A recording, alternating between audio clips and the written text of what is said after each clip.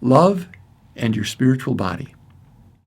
Spirit is that aspect of the divine that unites us in essence with everything. As such, it is indivisible. Love is that quality of the divine which makes that unity inclusive, inviting, and a creative dance. Adamantine particles, as we have seen, are the bridging link between the infinite and the particularized expression of the divine. That individualized expression of the divine which bears your signature and quality of love is your soul. To quote from the Keys of Yahshua, much confusion exists about the terms spirit and soul. We know from Yahshua that spirit is within all things and is the ultimate source of everything. By the grace of God, and as an eternal gift, the I Am presence of each individual has been given a place to live within the Holy Spirit if we so choose. We are invited to build our mansion within the safe haven of spirit and to dwell with our Creator forever. The process through which this union unfolds has been the subject for endless debate. Perhaps the answer is not fully within the grasp of our consciousness, yet we can sense and utilize the progressions toward unity that extend outward from our being as the divine reaches for us. We cannot always see these progressions clearly, since they take on our identity as they extend through our personal life. They surrender to all manner of open possibility as they reach towards the infinite.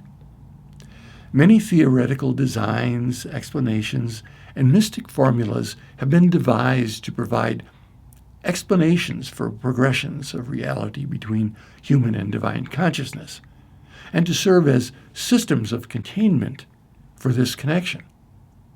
None of them are sufficient, if useful at all, since it is the very nature of the divine to surprise us with unforeseen potential. So he's saying there's no pat formula for getting to heaven. Nevertheless, from this union, the soul is born and receives to itself the life force of the universe. The soul unites with spirit in mutual consummation of life. The divine I Am gives to each individual expression of consciousness a presence that is able to build its own life. To fulfill this mission, the soul is equipped with formidable intelligence and self-adjustable mechanisms to bring harmony and balance to any situation. So the temple which we create in concert with spirit and in which we dwell is built in the spiritual dimension first and manifest on the physical level, our body, through the attractive power of our loving intentions. When our loving intentions as humans became clouded with fear and doubt, the illusion of separation began to look more real to us than the truth of our unity with spirit.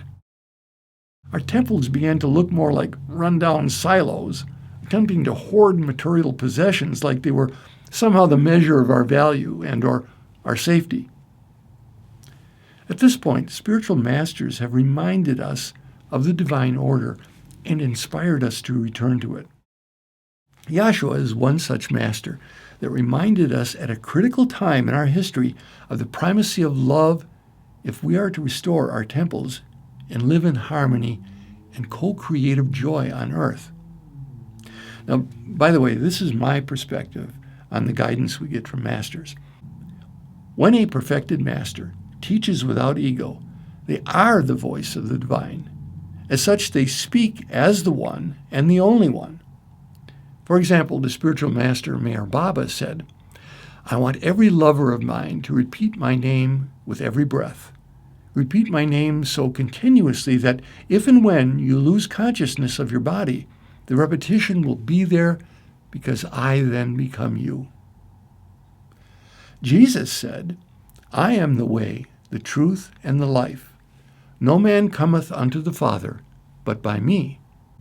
This can be confusing to the human mind, which cannot grok the one and the many.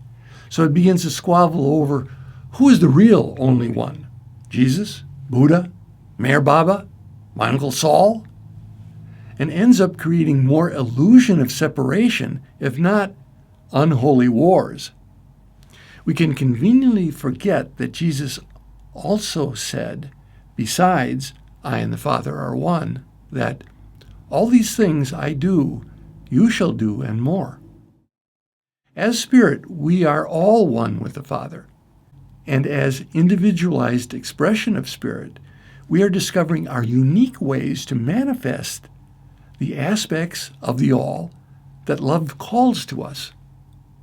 We must courageously go beyond our mind and accept the invitation from the Master within to realize and embrace our own oneness with the divine and reside in the temple of universal love. Again, from the Keys of Yahshua. Man's doorway to his perfect temple is the Sacred Heart. Seek it first, and all else shall be given to you. When your relationship to the heart is sentient and alive, it's the most natural place to be. In the center of priceless wisdom, you'll find dimensions of specific intelligence which are ever guiding your life into pathways of right action. 7 dimensions of intelligence resonate outwardly from the center of your heart. You may first regard them as principles of living, but as you master them more fully, you will see them as extensions of your own being. They are unity, love, respect, honesty, justice, and kindness. Through these dimensions or aspects of consciousness, the heart can restore wholeness in an infinity of ways to achieve an infinity of results from an infinity of starting points. It's imperative that man recognize the heart's higher intelligence, for the mind alone cannot tell him who he is, and genetic intelligence is a lethal weapon when combined with the technological potentials in the world today. By comparison to the mind, the heart's intelligence is based on the ultimate in simplicity and synchronicity. Its power comes from the synergistic center of awareness, which seeks a unified relationship with all that is. Only the heart's simplicity can know both infinity and form, connecting heaven and earth in a meaningful way. Your heart is the I am center of your being. It is the hub of your own spiritual wheel of life. From this center, you can see your place in the unity of creation and understand love as an extension of your being. Unity and love together create frequencies of energy unique to the I am of your being. They form the identity of your soul, and in many ways, you may see them as immortal, energetic bodies of consciousness.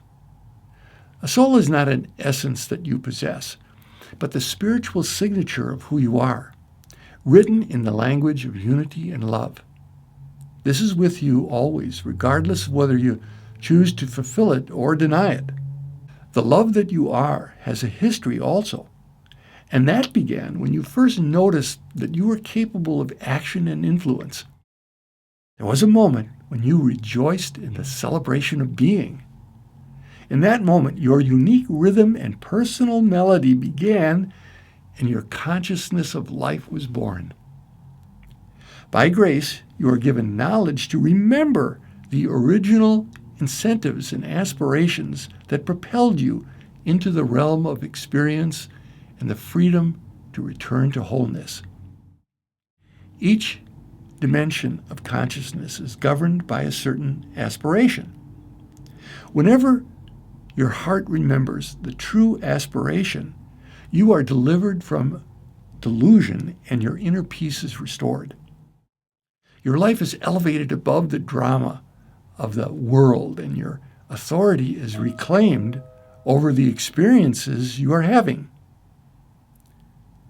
Although you may choose to continue with your experience, you have the authority in your heart to know when you are complete. Living by the sacred aspirations is a simple path, since they are uncomplicated in their process. Regardless of the time involved, these keys to the kingdom will take you home. Yahshua described the hub and 7 principal dimensions of our wheel of consciousness that connect the center of one's personal being with divine presence. We will examine and experiment with these 7 spiritual bodies in the process of rebuilding the temple of our soul, and thereby shed its grace on the physical manifestations of our body and our world. The I Am center of being is our core or hub. This is the spark of God within.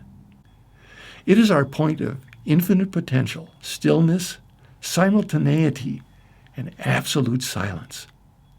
It can be experienced as our sacred heart, the place of synchronicity with our Creator's will. This is the eternal being invisible to itself.